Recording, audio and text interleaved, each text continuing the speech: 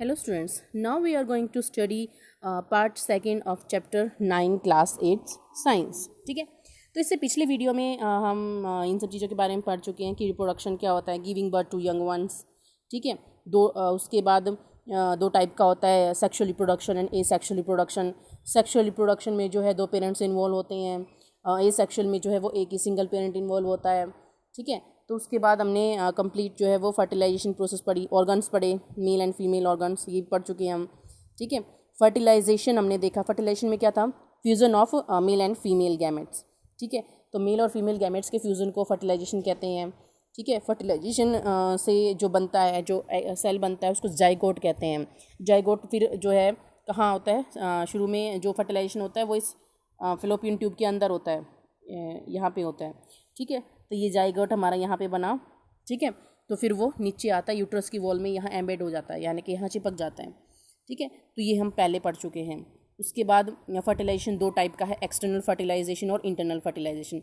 External में क्या होता है, जो फ्यूज़न होता है वो फीमेल बॉडी के बाहर होता है, और इंटरनल में जो फर्टिलाइजेशन होता है वो ह्यूमन बॉडी के मतलब फीमेल बॉडी के अंदर होता है।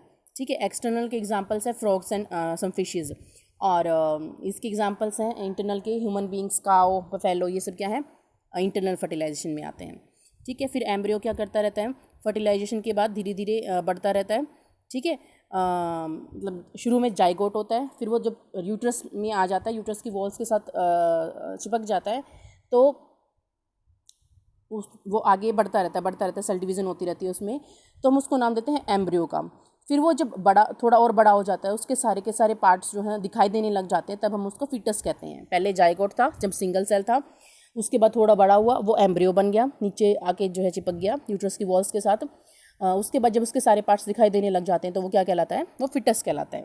ठीक है, तो ये सब चीज़ें हम पढ़ चुके हैं। ठीक है, ये देखिए, the stage of the embryo which in which all the body parts can be identified, जब उसके सारे अंग जो है पहचाने जा सकते हैं तब वो क्या कहलाता है, फिटस कहलाता है। तो इस तरीके से इस पोजीशन में होता है एक बेबी। वैसे तो पोजीशन अलग भी हो सकती है, सबकी सेम नहीं होती।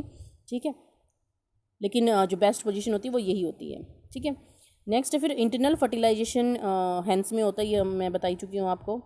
ठीक है, उसके अंदर क्या होता है, हैन वाले जो एग होता है उसके बाहर एक हार्ड शेल होती है, आपने देखा होगा हैन का अंडा देखा होगा, बाहर हार्ड शेल होती है। ठीक है, अंदर एम्ब्रियो होता है उसके अंदर। ठीक है, 3 वीक्स टू डेवलप इनटू ए चिक। एम्ब्रियो को जो है वो 3 हफ्ते लगते हैं एक चिक बनने में, एक चूज़ा बनने में, मुर्गी का बच्चा बनने में। उसको क्या चाहिए होती है, हैन उसके ऊपर बैठती है, प्रोवाइड सफिशिएंट हीट, उसको जो है सफिशिएंट हीट प्रोवाइड करती है। ठीक है,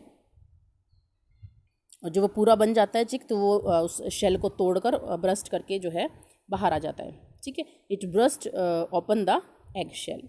ठीक है, तो ये हम पढ़ चुके हैं, ग्रो करता रहता है और होता रहता है। ठीक है, नेक्स्ट है हमारा विविपेरस एंड ओविपेरस एनिमल्स, यानी कि विविपेरस और ओविपेरस एनिमल्स होते क्या हैं। तो द एनिमल्स, यहाँ से आ जाइए आप, ये रहा, the animals which give birth to young ones, वो एनिमल्स जो सीधे बच्चों को जन्म देते हैं उनको हम कहते हैं विविपेरस एनिमल्स। क्या कहते हैं हम उनको, विविपेरस एनिमल्स। जैसे कि जो सीधे बच्चों को जन्म देते हैं, जैसे काओ, बफेलो, कैट, डॉग, ये सब क्या देते हैं, ह्यूमन बींग्स, ये सब सीधा बच्चों को जन्म देते हैं। ठीक है, तो ये हो गया हमारे विविपेरस। और ओविपेरस क्या होते हैं, जो विच ले एग्स, जो अंडे देते हैं। ठीक है, जैसे कि हमारे जितने बर्ड्स हो गए वो सारे अंडे देते हैं। ठीक है, तो ये हो गया हमारे ओविपेरस। ठीक है, विविपेरस और ओविपेरस। हैन क्या करती है, अंडे देती है। ठीक है, तो ये हो गया हमारे ओविपेरस। ठीक है, एग देने वाले ओविपेरस और सीधे बेबी को, यंग वंस को जन्म देने वाले विविपेरस। ठीक है, नेक्स्ट फिर हमारा the eggs of a few animals, यहाँ पे आ जाइए आप। The eggs of a few animals are easy to observe, कुछ एनिमल्स के एग को ऑब्जर्व करना बहुत ईजी होता है, because their mothers lay them outside their body, क्योंकि उनकी मदर जो है उन अंडों को बाहर देती हैं, जैसे मुर्गी हो गया, हैन हो गया। ठीक है, ठीक है ना, the mother give birth to young ones, these are examples of viviparous, ये मैं बता चुकी हूँ। Next, young ones to adult, अब बच्चों से जब बड़े बनते हैं तो क्या होता है, तो कई ऐसे होते हैं जो डिफरेंट दिखाई देते हैं, मतलब जो छोटा बच्चा होगा उस प्रजाति का वो अलग होगा, और बड़ा होके वो कुछ और बन जाएगा। जैसे फ्रॉग के अंदर होता है, पहले फ्रॉग जो है बाहर अंडे देता है, बाहर फर्टिलाइजेशन होता है। ठीक है, उसके बाद वो टैडपोल बनता है। आपने पॉन्ड में बारिश के टाइम पे गड्ढों में भी पानी भर जाता है, तो आपने देखा होगा कुछ मछली की तरह काले काले ऐसे तैरते रहते हैं बहुत सारे पानी के अंदर। तो वो एक्चुअली फिशेस नहीं होती, वो एक्चुअली क्या होते हैं, ये टैडपोल होते हैं। ठीक है, बारिश के टाइम पे ज़्यादा होते हैं। मेंढक बहुत सारे अंडे दे देते हैं पहले, फिर फर्टिलाइजेशन होता है, बाहरी फर्टिलाइजेशन होता है वहाँ पे, और एकदम से बहुत सारे बच्चे बन जाते हैं। ठीक है, बहुत सारे अंडे देते हैं एक टाइम पे। तो टैडपोल ऐसा होता है, थोड़ा बड़ा तो ऐसा होता है, भागते रहते हैं ये ब्लैक ब्लैक से। ठीक है, फिर जो है वो बड़ा हो जाता है अडल्ट फ्रॉग। तो पहले एग, फिर अर्ली टैडपोल, फिर लेट टैडपोल, और फिर अडल्ट फ्रॉग।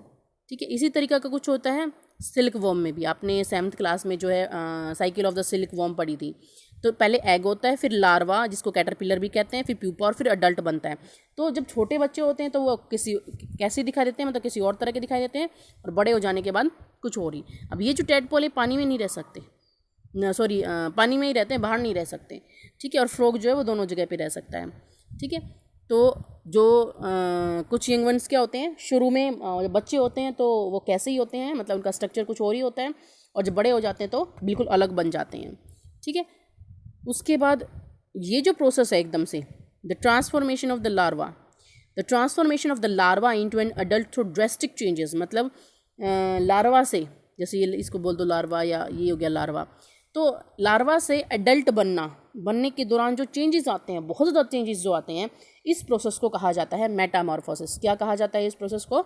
मेटामॉर्फोसिस। तो ये एग्जांपल हो गया मेटामॉर्फोसिस का। ठीक है, नेक्स्ट है एसेक्सुअल रिप्रोडक्शन। अब तक हम सेक्सुअल रिप्रोडक्शन पढ़ते आ रहे थे, अब हमारा है एसेक्सुअल रिप्रोडक्शन। तो एक सेक्सुअल रिप्रोडक्शन में क्या होता है, बहुत सारे ऑर्गेनिजम्स ऐसे होते हैं जो एसेक्सुअली रिप्रोड्यूस करते हैं, यानी कि सिंगल पेरेंट से ही ऑर्गेनिज्म बन जाते हैं। जैसे कि इस डायग्राम में है, ये हाइड्रा होता है। ठीक है, हाइड्रा जो है वो रिप्रोड्यूस करता है थ्रू बडिंग के द्वारा कैसे? पूरे ये एक ऑर्गेनिज्म है, ठीक है, इसके यहाँ पे साइड में एक बड निकलना स्टार्ट कर देती है। ये बड थोड़ी सी और बड़ी हो जाती है, फिर ये बिल्कुल एक और बड़ी हो जाती है, मतलब एक नए ऑर्गेनिज्म की तरह बनने लग जाती है, और फिर जो है ये इससे यहाँ से डिटैच हो जाती है। डिटैच मतलब अलग हो जाती है और एक नया ऑर्गेनिज्म बन जाता है। तो ये प्रोसेस हमारी क्या कहलाती है? बडिंग। इस प्रोसेस को हम क्या कहते हैं? बडिंग। ठीक है, ये किस में होती है? हाइड्रा में होती है ये। ठीक है, तो birds, the bulges are the developments. ये आपने 7th क्लास में भी पढ़ा था बडिंग के बारे में। ठीक है, तो बड निकल जाती है, तो इस प्रोसेस को कहा जाता है बडिंग। ये एसेक्सुअल रिप्रोडक्शन की एक टाइप है। तो द टाइप ऑफ रिप्रोडक्शन जिसमें एक सिंगल पेरेंट इन्वॉल्व होता है उसको हम कहते हैं एसेक्सुअल रिप्रोडक्शन। ठीक है, ये हो गया हमारा बडिंग। दूसरा मेथड है हमारा बाइनरी फिजन, मतलब फिजन 2 टाइप का होता है, बाइनरी भी और मल्टीपल भी। तो बाइनरी मतलब जो न्यूक्लियस है वो एक जो है वो 2 में डिवाइड हो जाती है। देखिए न्यूक्लियस यहाँ पे डिवाइड हो रही है, ये बिल्कुल अलग अलग होगी इस केस में न्यूक्लियस, और इसमें बिल्कुल ये ऑर्गेनिज्म 2 होंगे। तो एक ऑर्गेनिज्म का, एक न्यूक्लियस का 2 में डिवाइड हो जाना, वो क्या कहलाता है? Binary fission. ये आप 7th क्लास में भी पढ़ चुके हो, ये भी पढ़ चुके हो आप 7th क्लास में। ठीक है, तो it begins a process of reproduction by the division of its nucleus into 2 nuclei. एक न्यूक्लियस का 2 न्यूक्लियाई में डिवाइड हो जाना, ये क्या कहलाता है? हमारा बाइनरी फिजन कहलाता है। और ये किस में होता है? अमीबा में होता है। किस में होता है ये? अमीबा में। ठीक है, तो इसको हम बोलते हैं बाइनरी फिजन। क्या बोलते हैं इसको हम? Binary fission. ठीक है, नेक्स्ट है story of Dolly the clone. तो क्लोन क्या होता है? बिल्कुल एग्जैक्ट कॉपी बनाना सेल की। सेल में जो डीएनए होता है उसको लेके और बिल्कुल वैसे के वैसा बिल्कुल एग्जैक्ट डिट्टो ऑर्गेनिज्म बनाया जाता है, इसको हम बोलते हैं क्लोनिंग। और वो जो ऑर्गेनिज्म बनता है वो इटसेल्फ क्लोन कहलाता है। तो सबसे पहले क्लोनिंग जो है एक भेड़ पे की गई थी जिसका नाम था डॉली, और वो कब पैदा हुई थी? वो पैदा हुई थी 5 जुलाई 1996 को। ठीक है, और सबसे पहले ये जो क्लोनिंग की थी वो किसने की थी? इयान विल्मट और उसके कलीग्स थे रोसलिन इंस्टीट्यूट इन एडनबर्ग, स्कॉटलैंड की। ठीक है, तो वहाँ पे ये जो है प्रोसेस हुई थी। ठीक है ना, तो इन दोनों के डीएनए को मिला के बिल्कुल ये बनाया गया था, बिल्कुल सेम था। ये जो थी बिल्कुल अपनी मदर की तरह बिल्कुल डिट्टो कॉपी थी। ठीक है, तो ये था हमारा क्लोनिंग। ठीक है, तो यहाँ पे हमारा चैप्टर जो है एंड हो जाता है। ठीक है, थैंक यू।